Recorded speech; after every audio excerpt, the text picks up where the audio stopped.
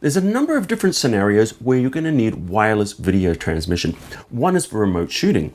Maybe you have a camera, you're shooting a wedding, an event, a concert, maybe motor racing, sport, something like that, and you want to have an unmanned camera in a position where either you can't get to it or you're going to be in the way of everyone while you're there. So you want to be able to control that camera remotely and also be able to see on a screen exactly what that camera is seeing. You can be using this for video or you can be using this for shooting photos. Another scenario, and we'll go out in the field a little bit, I'll show you that, is if you want to put it on something like, say, a long monopod and get that camera up to a higher angle than you normally would, or just be able to simulate those crane shots, moving the camera up and down without carrying a stepladder with you. And also could work in other situations where maybe you're off an edge of a cliff or something and you need to get the camera out. And you can't really see the viewfinder. And the third scenario, of course, is someone else wants to be able to see on screen what you're doing. Say, for example, you're working on a commercial project, you've got a camera operator moving around, you've got the art director who wants to have their own screen, or maybe you're working on a two-person crew where one person's pulling focus, the other one's moving the camera, and in that case, someone wants to be able to go around and see what's happening on the screen. So whatever your scenario is, when you need to be able to look at a second screen without having cables drooping everywhere, then we need some kind of a wireless video transmission system.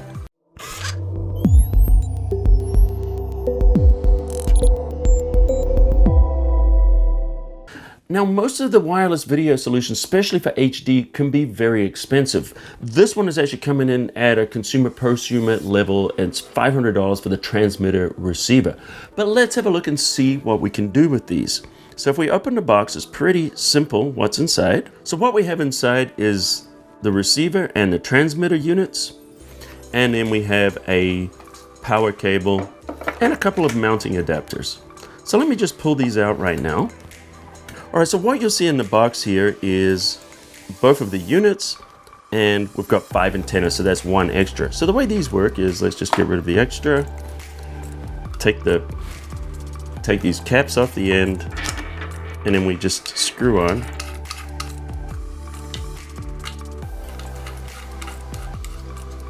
The antenna. Okay, so right now we have two. We have the transmitter and the receiver units. They look very similar. They're both pretty lightweight, but these are actually made out of metal, so they're very robust. And they have a range of 300 feet. They can transmit up to full HD, that's 1920 by 1080, up to 60 frames per second. So you put the transmitter on the camera, it sends the signal up to 300 feet to the receiver. Now the receiver has dual HDMIs out.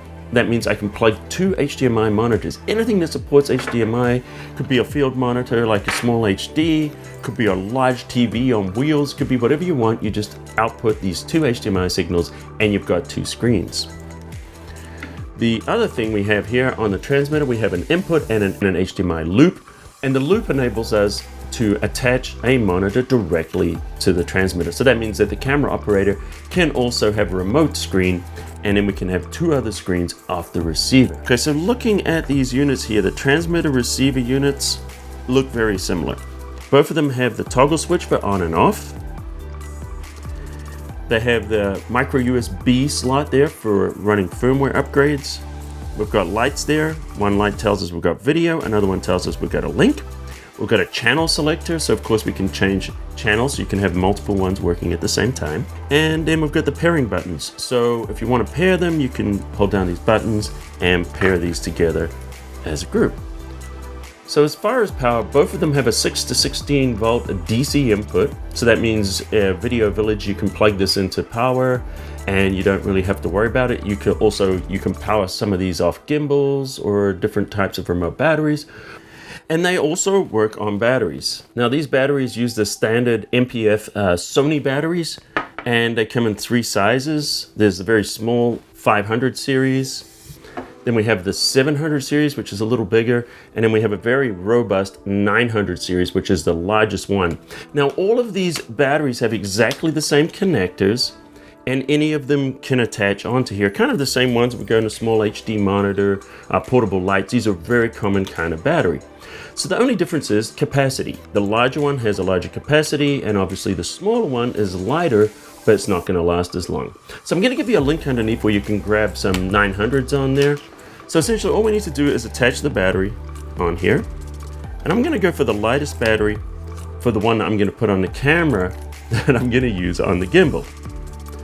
And then of course on here we can put a larger battery if we want. For the receiver, so this is going to last a long time. And here you can see, we've got the different size batteries, but both of these work perfectly fine. Now, as far as setup, it's very easy. All we need to do is mount one to the camera and mount one over here. So there's a couple of different ways of mounting these. So if you look on the bottom, we've got the standard threaded mounts. So I could just put that on there, attach that. And if I want to put on my camera gimbal, I could just put it right here, attach it to my cold shoe. All right, so then we put that on there and then we have to balance it. Now, sometimes to make it a little bit easier, if you want to balance it, comes here, there's this attachment that will just attach onto the edge there. You can mount it on like this, makes it a little bit easier to balance on a gimbal because it's slightly lowering the center of gravity. All right, so we've got that side. Now we want to attach the other side. And all I've done for the other side here is I've just got to mount off the side of my monitor. So I'm mounting these just on very, very low tripods for now, but these can also be mounted on standard tripods, monopods, and in fact, when we go out in the field, we'll do that. Now we want to attach the cables, and we're going out the HDMI 1. All right, so there's our monitor all set up. As far as this, we just take this out of the HDMI. Plug this to the HDMI in, and then the other end, let's flip it around this way. And then the other end is just going to go into our HDMI out on the camera.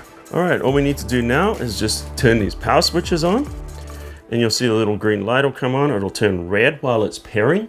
Then when it links, it's going to turn green. And then when we get a video signal, the video one's going to turn on orange. And right now, you can see there, we have a connection. Why don't we take it out on the field and try? All right, so I decided to make my own crane, kind of like the Hollywood style Zhiyun Crane. So there's a couple of things that are needed. One is obviously a camera. So I've got a Canon 5D Mark IV here, and I've just put it on a monopod.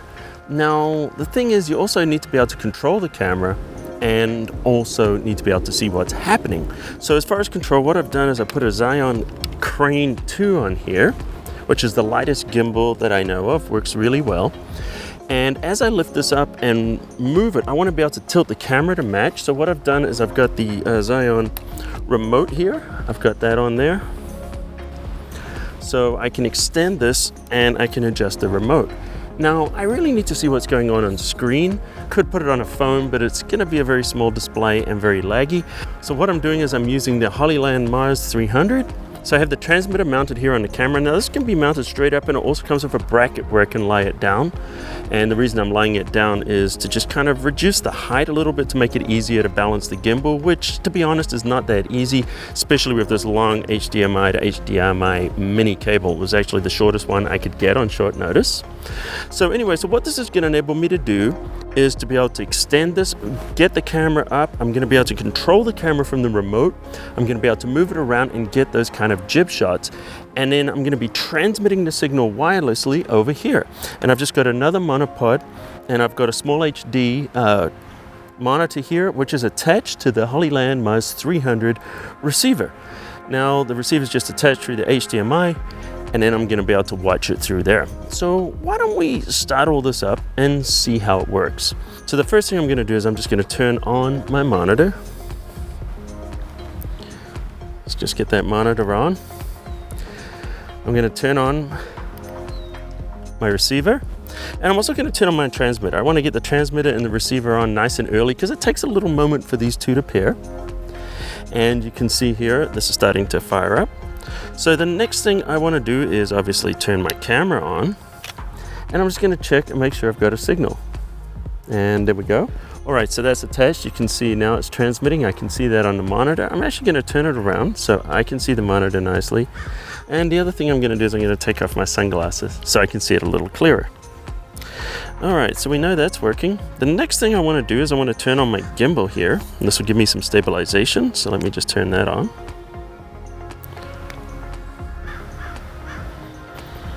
There we go. And that's looking nice. All right, so this is just going to give me more stable shots. Now, of course, you could do this without the gimbal if you wanted, but the only problem with that is you'd have to get the right tilt on the camera, and you couldn't actually tilt the camera while you're going up and down on the jib. So that's another reason why this is good. Another thing I'm going to do now is I'm going to turn on my remote controller here. Give it a second, make sure it pairs with the gimbal. And I'm going to put in pan follow mode. And this will enable me to use the joystick here to tilt it. And if you look at it now, I'm pushing the joystick down here and I'm able to tilt the camera remotely.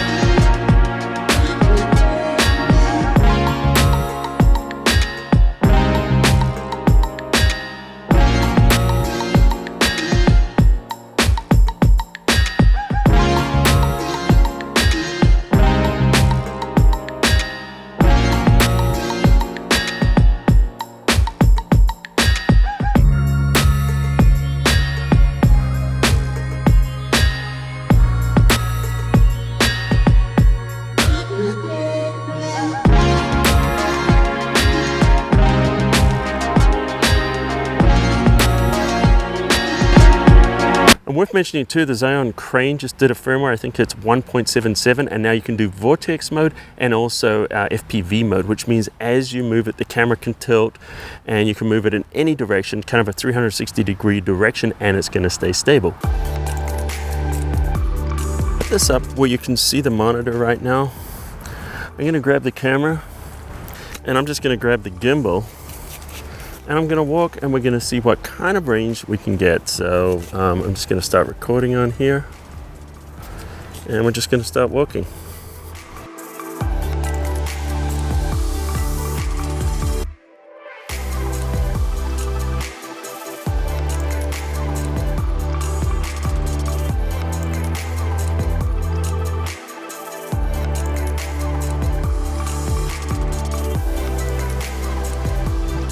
Actually, that's a soccer field, so that was the whole length of the soccer field from there to the end, plus what we've got here.